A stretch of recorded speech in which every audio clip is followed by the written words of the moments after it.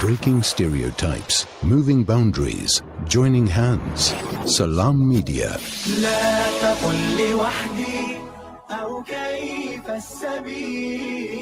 Humanity sets the agenda. This is an opportunity for anyone and everyone to go. We always say it can be so sometimes once in a lifetime, but the opportunity is there. A lot of people must understand, although there's a war going on, it's still easier for us to visit Masjid al-Aqsa than it is for the people of Palestine. It's so much easier for us to book a ticket from here, fly, get there, and we're on the other side. We're fortunate enough to perform all our salah in Masjid al-Aqsa on a daily basis. So inshallah, yes, looking forward to it. It's going to be an exciting trip. We've added a few extra places to visit this time around. So inshallah, it's going to be very, very good. You have to inculcate the love for Masjid al-Aqsa, and you have to speak to your children about it, to give them that inspiration and to tell them about the significance of this particular place. You know, there are so many, the Buraq and the story of Mi'raj, place of ascension, for Rasulullah Pak sallallahu alaihi wasallam into the heavens, the gateway to the heavens as it is famously mentioned, over the dome of the rock, and that Hazrat Israfil alayhi salam shall blow the trumpet, for the final day, from the dome of the rock. So you can imagine, there's so much significance to this area, and you have to see it for our iman to grow. Very, very unique, very, very beautiful, very, very spiritually elevated. The tour operator, Brother Ayub Dadabai, and also the spiritual guide, Maulana Musa. Salam Media, a global voice for humanity. Connect and stay ahead with Salam Media. This is Salam Media, coming to you live from South Africa. We should put our entire faith in Allah, and our main purpose is to go and visit Masjid al-Aqsa, which is the heart of that particular region, and which is in the control, of the Yahud at this particular time, standing by the gates and everything. Having that intention in mind, and reading Salah, imploring Allah subhanahu wa ta'ala for forgiveness, and imploring Allah subhanahu wa ta'ala to make the journey easy, we just got to take the first step. We have to build our yaqeen and our iman that Allah is in control. Many times you feel to yourself that, person is that the wrong people are there, and they are in charge, and they'll do this and they'll do this here.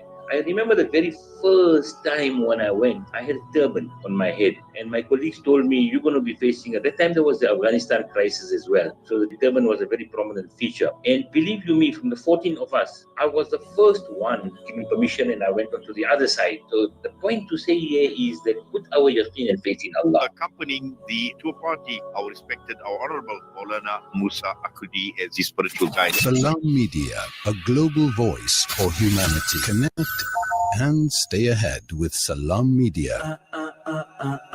This is Salam Media, coming to you live from South Africa. Welcome back. You're still tuned in to News and Views with myself, Salai Lomakwidiri. We are well through the second hour of the show, and we're going to be switching gears now to, I think, the biggest story of the year thus far. This weekend, South Africa was rocked by a bombshell revelation from KZN's top cop, Nhlanhla Mkhwanazi. In an extraordinary press conference, Lieutenant General Mkhwanazi alleged that a high-level criminal syndicate linked to international drug cartels is operating with impunity within the state's most sensitive institutions, the police, prosecutors, parliament, and even the judiciary of the country. He went further, directly implicating Police Minister Senzo Mchunu in attempts to shield the syndicate by allegedly disbanding the political killings task team and interfering with corruption probes. The presidency has responded to this bombshell, calling the situation a grave national security concern. But yet, the cracks within South Africa's law enforcement agencies continue to widen. Is this a genuine whistleblower moment? Are we witnessing the politicization of policing at its most dangerous point? And what does this tell us about the state of the South African police services? To help us make sense of this explosive moment in South Africa's democratic journey, we're joined by Professor Sam Koma. He's a respected local government expert, and he'll be helping us to break down the crisis at the heart of the South African police services and ultimately what it means for state integrity and public trust. Prof, thank you so much for joining us. Really, really appreciate you giving us the time to unpack, I think, a very, very concerning turn of events here in South Africa. Really appreciate it. Yes, thanks, Sililo, for the opportunity. I think we can kickstart the conversation with, you've been following issues of state governance for many years. How would you describe the gravity of these latest allegations from General Mkhwanazi? Just your assessment, and most importantly, the reason why he chose to come out in a style that he has. A lot of people are saying he didn't follow the right procedures, the style, the manner that he presented himself when. Some people even questioning the uniform that he was wearing in that press statement. Just your assessment of, the events of the weekend. What do you make of them? Yes, Silalo, so the revelations that were made by Lieutenant General Mkhwanazi on Sunday against the police minister, Senzo Mqunu, some police commissioners within the ranks of the South African Police Service, some unnamed prosecutors, including some role players within the judiciary, are very serious and also disturbing.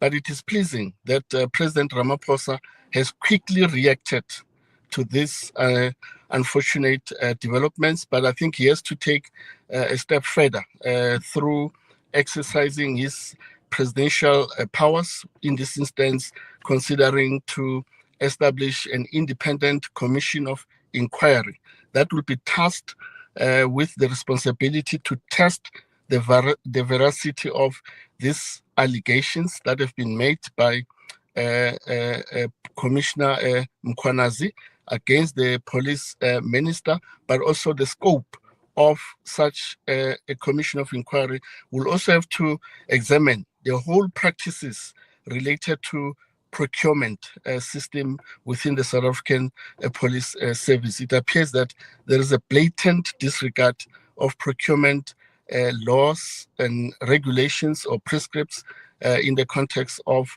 the South African Police Service, because we now have a sense that there seem to be this service provider who has since been arrested, that is Mr. Matlala, who seems to be at the center of these allegations of, I would say, the capturing of the criminal justice institutions, in this instance, the SAPs. We now know that there are also allegations of involvement of the judiciary and also the prosecutor. So these allegations have the potential to undermine the authority of the state and the rule of law. And the only way to get to the bottom of these allegations is for the president to afford all the parties involved due process.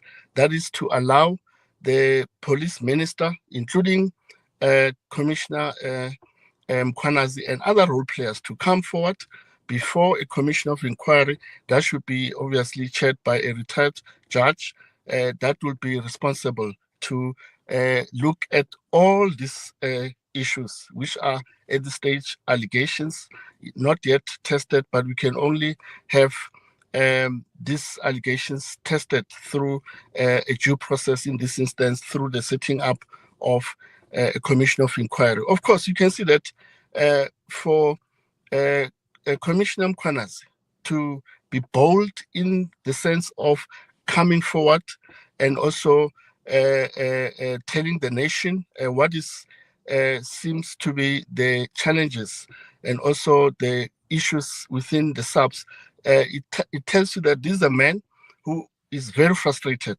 with what is obtaining within the South African Police Service. But he says, I have a mandate to combat crime, but also to ensure that the safety and security of ordinary citizens is also protected and taken care of as a member of the South African Police Service. I will not allow a situation where I keep quiet and also not take action in this instance, coming forward and also raising these serious allegations that he says are linked to issues of criminal matters and also the capturing of the South African Police Service. So what we need to do as ordinary members of the public, we have to commend the step and decision taken by Commissioner Mkhwanazi.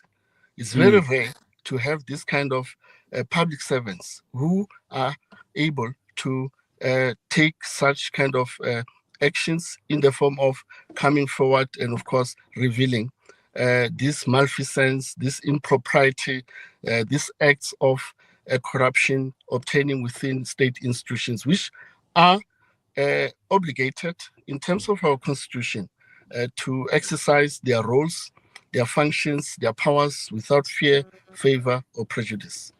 No, definitely. I think you mentioned something that's very, very important. That many South Africans at this moment are probably having a deja vu of those echoes of state capture under former President Jacob Zuma, which ultimately birthed us, the Zondo Commission, which a lot of people say, it was futile. There was not a lot of results. We didn't see anyone ultimately go to jail and actually pay for some of their actions under that Jacob Zuma quote unquote regime. How do you respond now to those that are saying a state capture like kind of inquiry is not the way that President Ramaphosa should be doing things? We've been having a lot of those and they've not yielded any results or satisfactory results from a South African's point of view, but rather we need to come to a point where we have the president signing executive orders, the president firing people, and making sure that South Africans feel and regain confidence in our police and crime intelligence, organizations and systems. Yes, you're right, Silele. So, yes, the president can take action against the police minister, including the National Police Commissioner, because he is empowered, one, to appoint a minister. In this instance, he appointed Minister Senzo Mchunu. He also appointed the National Police Commissioner, Masemola. He also appointed, say, the head of the National Prosecuting Authority. I mean, these are the powers that are vested in the president. But I think we have learned over, say, the last 5 or 6 years, since President Ramaphosa assumed the presidency, that he is a man who believes in due process. He believes in processes that are aimed at ensuring that all parties who are affected by allegations, for example, are given an opportunity to also state their side of the story. But also we know that everyone is equal before the law. So he can, of course, act against the police minister in this instance by considering placing Minister Senzo Mchunu on precautionary suspension until such time due process is concluded. In this instance, to look at the veracity of these allegations that are being made by Commissioner Mkhwanazi against a police minister, and of course looking broadly at these other issues that seems to be pertaining or affecting the entire criminal justice institutions. Also, just to factor in the point that we know that during the state capture commission proceedings, for example, the NPA was also implicated. Some prosecutors within the NPA were implicated, and including other role players who are linked to, say, the Hawks in terms of undermining processes of investigations and also getting to the prosecution of some of the implicated or affected individuals that were, of course, brought before the State Commission inquiry. So that's the unfortunate part, that we seem not to have strengthened criminal justice institutions, the SAPs, the Hawks, for example, the NPA, in terms of exercising their constitutional mandate, which is to ensure that they act without fear, favor, or prejudice. So we are back to square one. That is very true. That this appears to be state capture 2.0. No, definitely, and very, very important. I want to touch on the Minister of Police, Senzo Mchunu. He has dismissed these claims as wild allegations. At this point, what do you think should be the right approach coming from him? Should he step aside while these accusations are investigated? What should he be doing at this point? Yes, of course. The only thing that needs to happen now is for President Ramaphosa to, one, exercise his presidential power by setting up a commission of inquiry, and two, considering placing Police Minister Senzo Mchunu on precautionary suspension until finalization of the processes of this commission of inquiry. We have seen with the work of the Nugent Commission, which also looked at allegations of acts of maladministration, corruption at SARS. I remember President Ramaphosa, in the terms of reference, he gave the Nugent Commission that within 6 months, give me an interim report while you are working on your final report. And the Nugent Commission was able to deliver on that. So the sooner the president actioned this particular decision, the better. But I think politically, within the ANC will also have to activate its ethics commission, which is responsible, of course, to deal with issues of ethical conduct of public representatives that are deployed by the ANC. So the ethics commission will have to also consider summoning Police Minister Senzo Mchunu to answer to these allegations and also to be held accountable by the Ethics Commission, which will, of course, ultimately come up with recommendations to the National Executive Committee of the ANC. No, definitely. But just looking at, the capabilities of South Africa at this point, do you think we have the right and functional oversight mechanisms to handle a crisis of this magnitude? One thing's of an iPad, one thing's of Scopa, for instance. Are we well equipped, to deal with this issue? Because I think it's very, very unprecedented, and it says a lot about where we are as a country, especially our criminal justice systems that are currently in place. Yes, you're right. We have a weakened state capacity.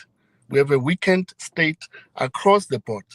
And now, Commissioner Mkhwanazi has already mentioned that there are some lawmakers sitting in parliament who are also part of this malfeasance and also these acts of corruption, but also the capturing of the South African Police Service. So the only avenue as members of the public we can be assured of in this instance is to have an independent commission of inquiry chaired by a retired judge that will, of course, get into this issue in terms of examining the veracity of these allegations and come up with its own findings and determinations. But we can't 100% rely on, for example, portfolio committee of on police, which is part of parliament, because already Mkhwanazi has implicated some of the lawmakers who are part of the portfolio committee on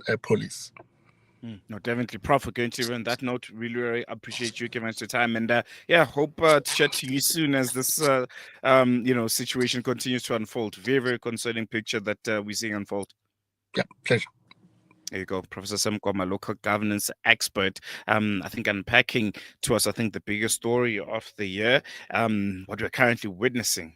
I think we've seen situations like this where it's clash of egos within the police hierarchy, but I think this time around is something different. Hey, this is a full-blown crisis that threatens the very foundations of South Africa's democratic state.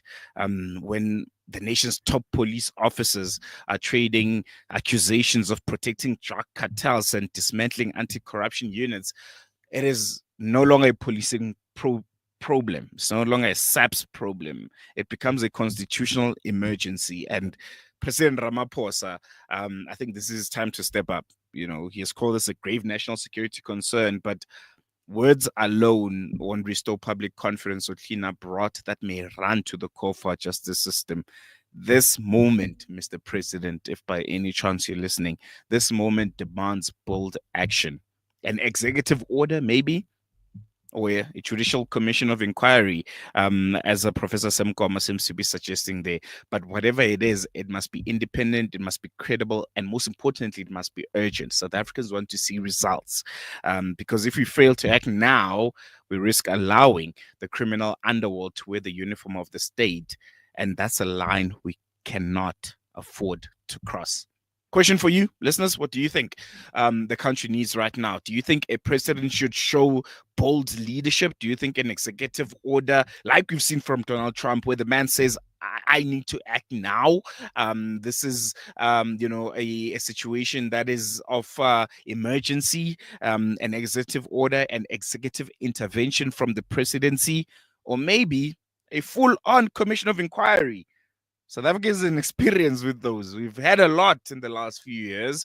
Do you think that's maybe, probably the right way to go about it? An inquiry led by the judiciary, a retired judge there, as Professor Koma seems to be suggesting.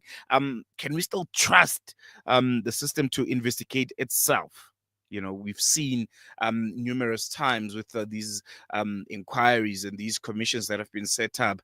Ultimately, they've not yielded the kind of results that South Africans have been hoping for. South Africans have been hoping for a commission of inquiry. After that, recommendations are made. And then after that, we see people actually get arrested. We see people stand in front of a court and they're trialed, but we have not seen that. So maybe an executive order, maybe that's what we need right now. Bold, decisive leadership that can inspire confidence in a lot of South Africans. We want to hear from you. You can engage with us on our various social media pages. Do you think an executive order by the president to make sure that everyone that is implicated is investigated and ultimately arrested, and they step aside for now, starting with Police Minister Senzo Mchunu? He's made to step down until those allegations are investigated and is cleared of them, or set up another inquiry that's going to last 6-8 months. It's not going to yield any results. We've been here before. We know the scripts and how these commission of inquiries always turn out to be. What do you think? 011-6800-355.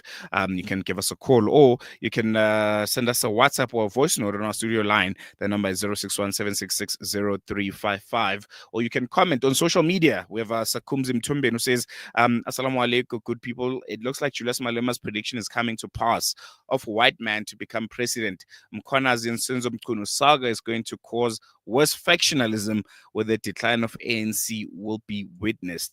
He continues by saying they're defending each other, these people. Only poor people and those who are not politically affiliated are going to prison. And that's true.